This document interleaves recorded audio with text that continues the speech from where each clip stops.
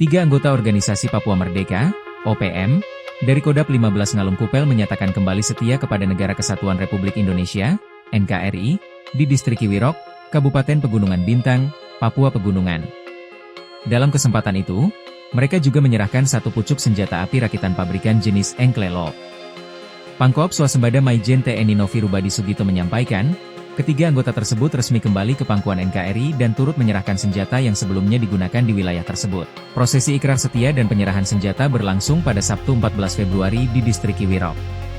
Senjata jenis Enklelop itu disebut kerap dipakai untuk melakukan gangguan keamanan di kawasan tersebut.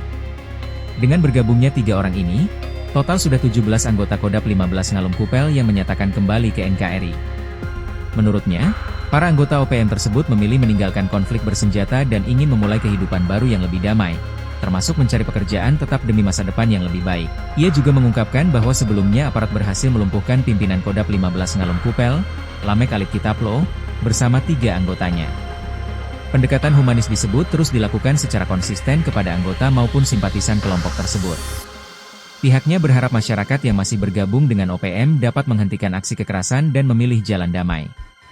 Aparat, kata dia, terus membuka ruang rekonsiliasi melalui pendekatan persuasif dan humanis.